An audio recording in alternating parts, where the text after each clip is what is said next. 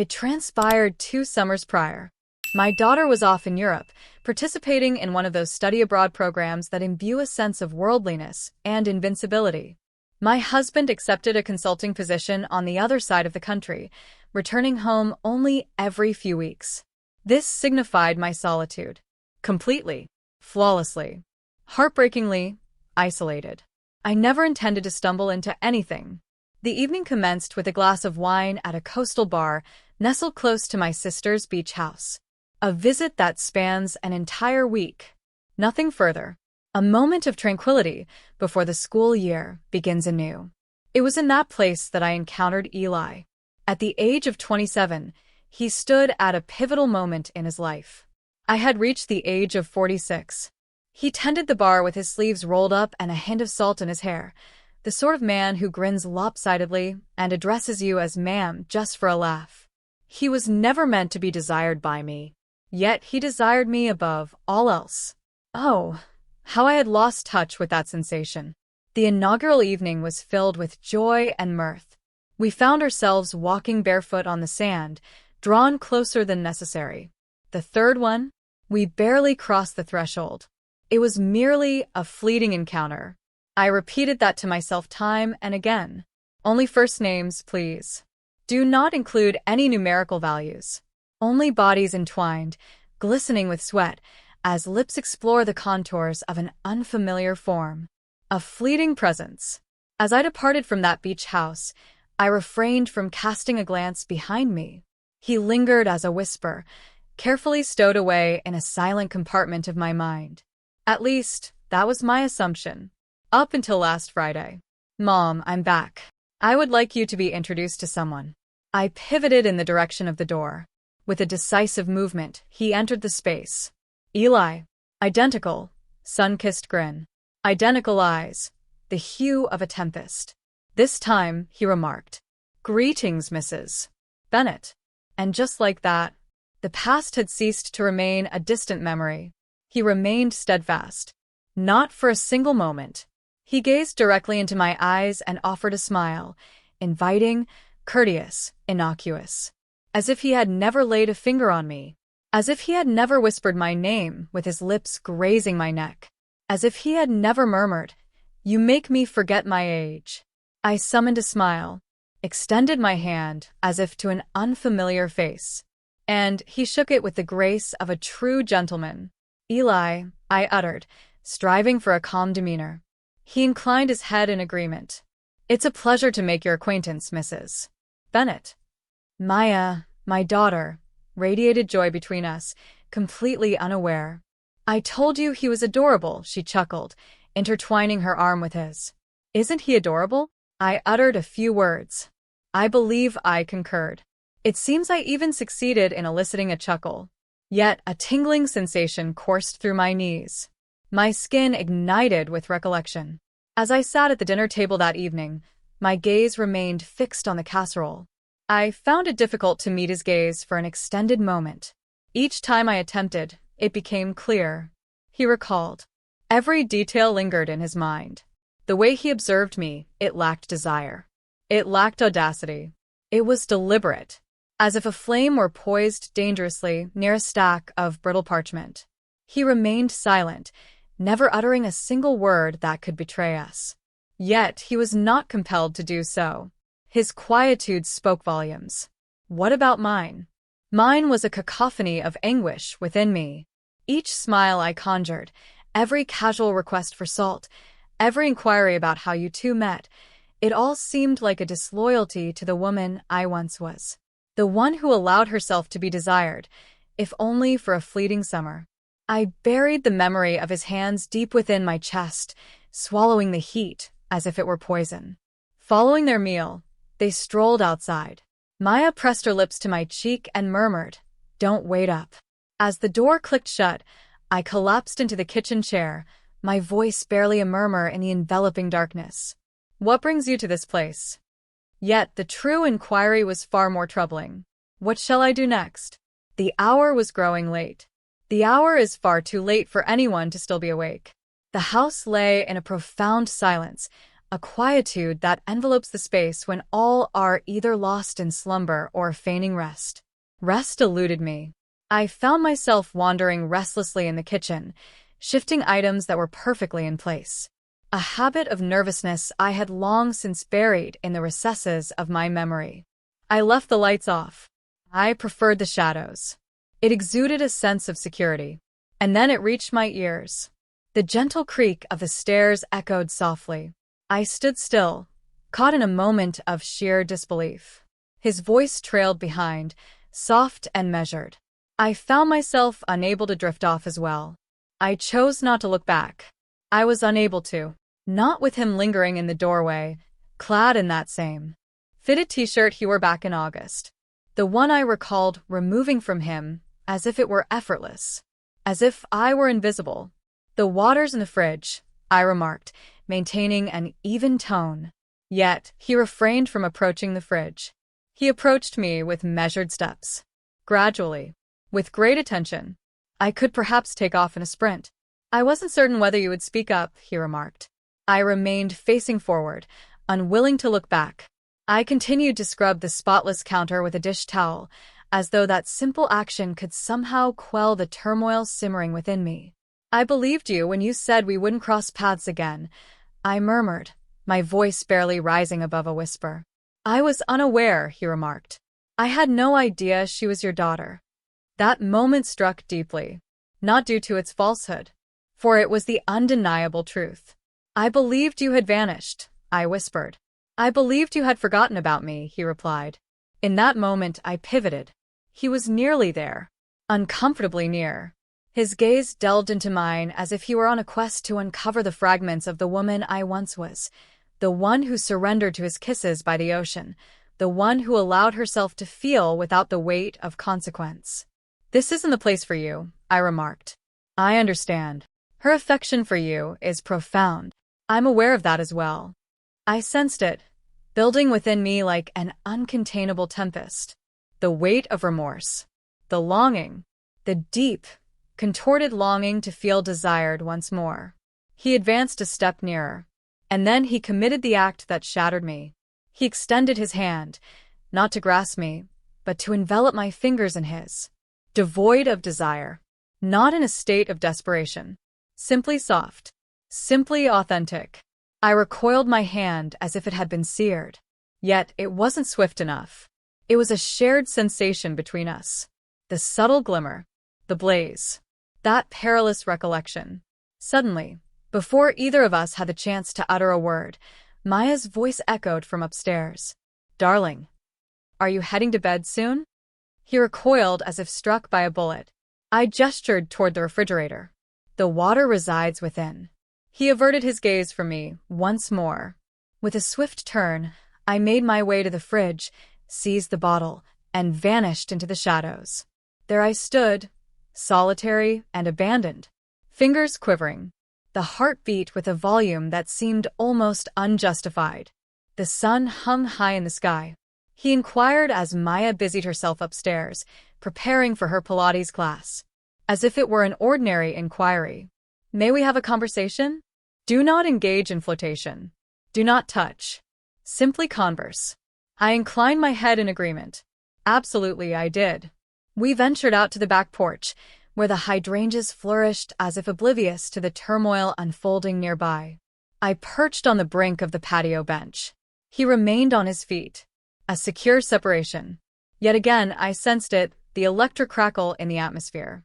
The same silent spark lingered from the shore, from the tavern, from the evenings when we traced our marks upon one another's skin, as if we truly mattered. "None of this was in my plans," he admitted initially. "You're aware of that, aren't you?" I inclined my head in agreement. "For that very reason, I did. I didn't return to your life intentionally. Had I only known." His voice faded into silence. "I certainly didn't pave the way for him." "What would you have done?" I inquired. "You haven't kissed me? Why didn't you bring me to your place that second night? Haven't you drawn me in as if I were the only woman who ever held significance?" He gulped with difficulty. His jaw tightened. Next, with a gentler touch. "I never would have allowed myself to succumb to these feelings for you." A weight settled upon my chest. he had uttered those words. Autumn. That word lingered in the air between us, spectral and haunting. I gazed at my hands. She's a fine young lady, I remarked. Intelligent, compassionate. She is not worthy of. I understand, he replied. Nor do you. That brought me to a halt. He advanced a step nearer. Next, yet another. It was only when he stood directly before me. You occupy my thoughts, he murmured. I made an effort to resist. I reassured myself that it was merely a fleeting summer, a figment of my imagination. Yet encountering you once more, his voice faltered. It remains. Everything. I gazed up at him, at the lad who had once shared his manhood with me, at the man who had become another's partner, belonging to my daughter, my child's. I cannot become this person, I murmured. I shall not be. He inclined his head in agreement. And then he did something that stung deeper than if he'd pressed his lips to mine. He bent closer, gently sweeping a lock of hair away from my face, and replied, All right. He turned and departed. Throughout the remainder of the day, I found myself grappling with whether what I experienced was truly relief or the onset of something far more perilous. Anticipation. Maya had just begun to reverse out of the driveway. I observed from the window. With a single wave, she caught attention, the vibrant notes of music spilling from her open window, a weekend bag resting in the passenger seat. She set off to visit her father, as she did every few months. A habit she never questioned. She had vanished, and in an instant, the house was enveloped in a heavy stillness. The clock's ticking grew more pronounced. The fridge's hum reverberated through the silence. Each corridor seemed to linger in anticipation. Suddenly, a knock echoed through the silence. 3 gentle knocks. As if he wished to remain unnoticed. As if he doubted whether I would respond. Yet I did. Absolutely I did. He lingered on the porch, hands tucked into the familiar pockets of the hoodie he once donned during those warm summer evenings. Tousled hair. Heavy eyelids weigh down the gaze. Or perhaps simply complete. Silence enveloped us, words unspoken between us. I took a step back. He entered the room. We navigated the kitchen together, a wordless dance. I brewed a cup of tea that I had no desire for. He rested against the counter, observing me as if I were fragile, on the brink of breaking. I don't think we should, I replied. He gave a slight nod. I understand. And then he advanced a step. First. Next, yet another. His hand grazed against mine, only with a gentle touch. Experimentation in progress. Inquiring. I ought to have stepped back. I chose to shut my eyes instead. I embraced it fully. The kiss began softly, almost in silence. Proceed with caution. Yet in an unexpected turn, it revealed itself. Intensified. As if we had been suspended in time, breathless for weeks on end.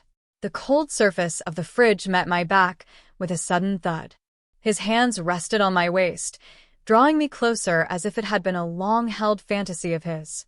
I inhaled sharply as our lips met, and he murmured softly against my skin. I made an effort to keep my distance.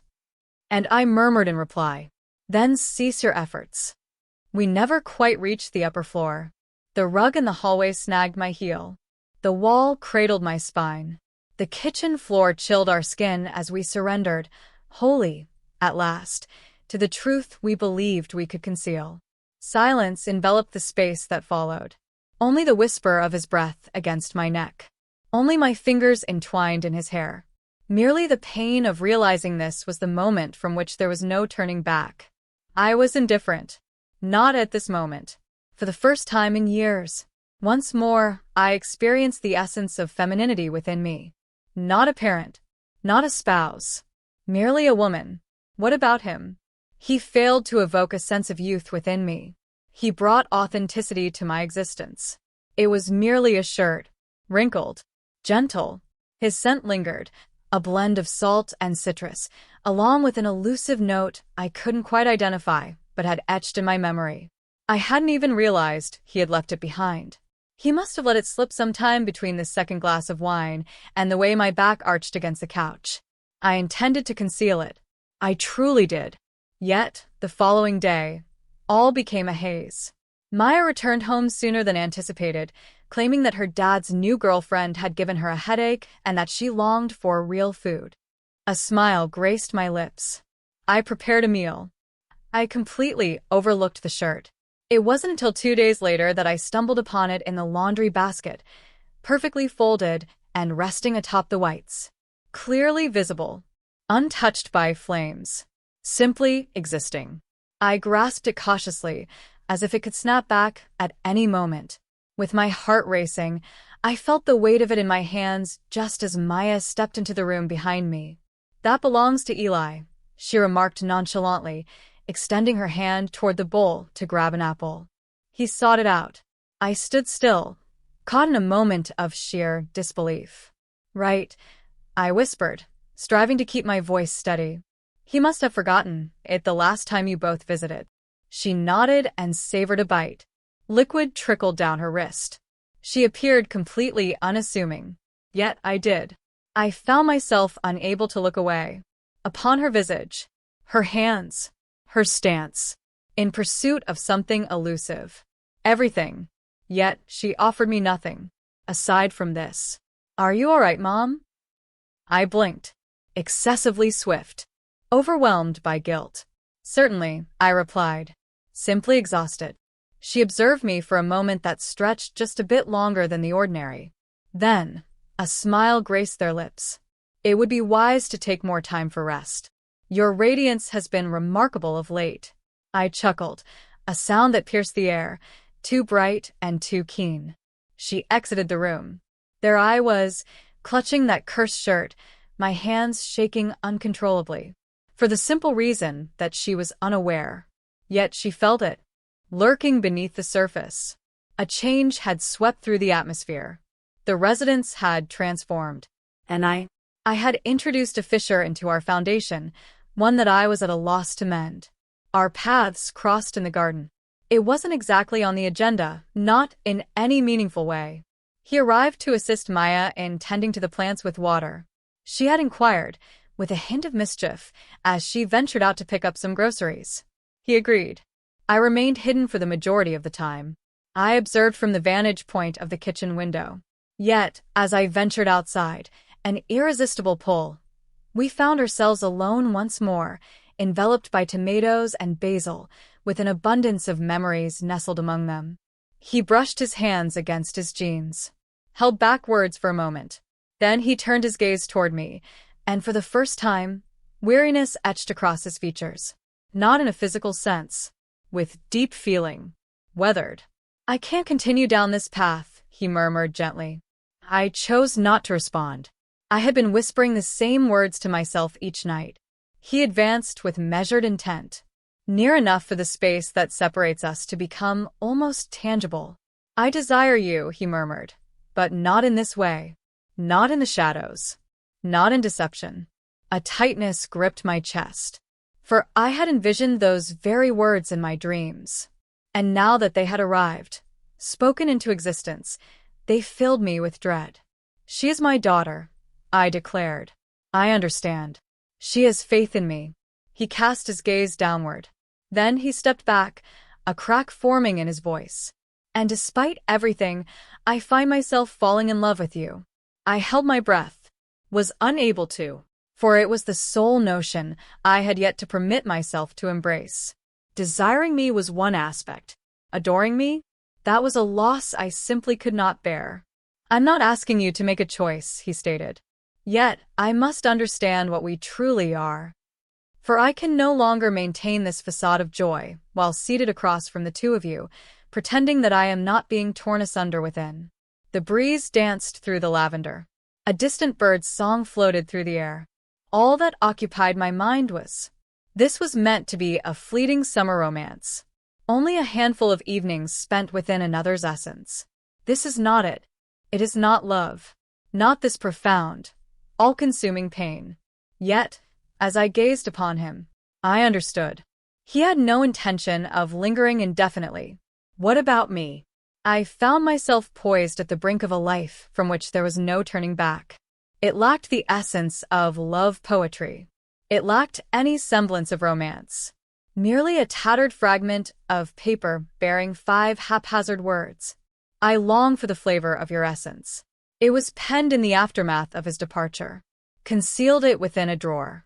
Do not send. Not for retention. Merely to express it in writing. I ought to have discarded it. Yet I refrained. Maya discovered it. She sought out the Scotch tape. In the laundry room, I caught the sound of her voice, flat, bewildered, drifting down the corridor. Mother? I ventured outside. She lingered in the doorway, the note clutched tightly in her hand. Is this meant for Dad? She inquired, a hint of laughter in her voice. That doesn't quite resonate with your usual self. My lips parted, then sealed.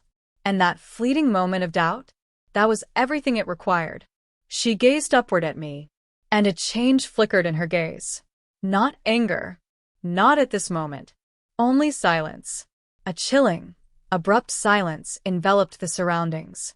For home, is it intended? She inquired once more, this time with a deliberate slowness. I gulped. Deception. I mentioned it was from a manuscript I was crafting. She was unconvinced by my words. Though she didn't voice it, I could see it in the way her fingers twisted the paper into a crumpled mess before letting it fall into the trash. The remainder of the day unfolded in a series of tense, hushed intervals. She refrained from inquiring once more. Yet her voice transformed. Her laughter carried a sharpness. When Eli arrived that evening, she refrained from greeting him with a kiss. She merely offered a fleeting smile before vanishing up the stairs. He cast a fleeting look in my direction. I gently shook my head. Silence speaks volumes. No explanations needed. Yet, we both sensed it. The confines of the space seemed to tighten around me. And for the first time since that summer, I came to understand that there was something far more dreadful than the prospect of being discovered. She was already aware. She simply had no idea of the extent. However, she held off until the dinner plates were cleared. She placed her fork on the table with a soft clink. She left her wine untouched. I refrained from looking up immediately. In a voice as gentle as a whisper, she inquired, Did you ever find yourself in love with him? It bore no name. Yet an unspoken understanding lingered between us, revealing the true subject of her words. My breath hitched in my throat. My fingers tightened in my lap. I remained silent. I found myself unable to deceive. Not for her. That is no longer the case. She raised her gaze, and it held no trace of anger.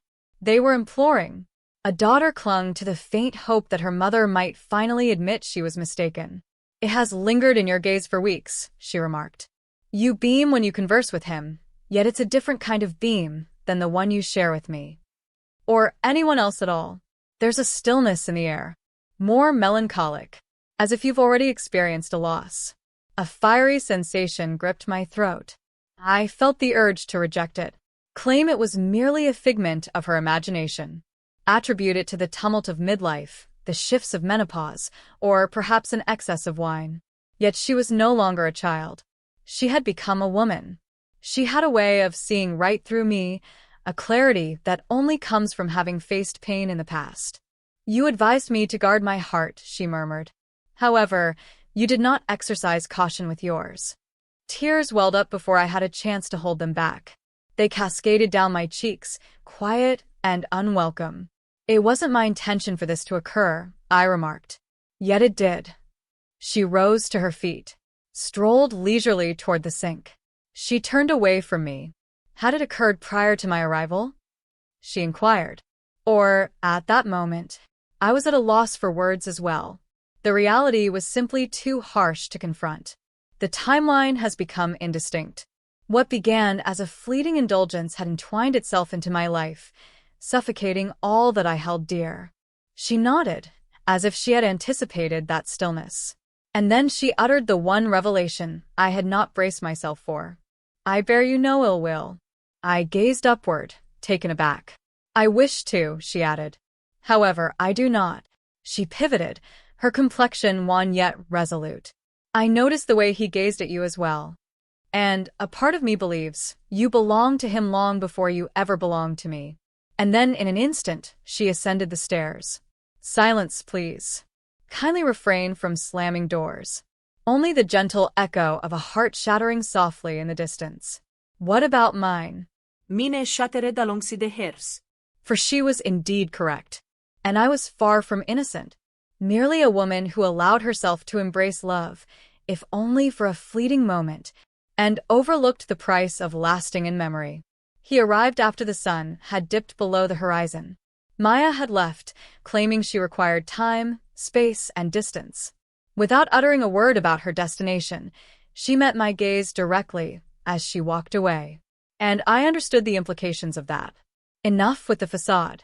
The solace between mother and daughter has vanished. Only the frigid void that now occupies the place where trust once thrived. As I lounged on the porch, he arrived in his vehicle. Identical vehicle. Familiar trembling hands. The very same boy I ought to have bid farewell to 2 summers past. Yet he was no longer a boy. And I had transcended the role of merely being a mother. He settled next to me on the porch swing, hands resting in his lap, eyes fixed on the stars above. She is aware, he stated. I inclined my head in agreement. He gulped. Then, with a gentle demeanor, they looked my way and inquired, softly, straightforwardly. Join me?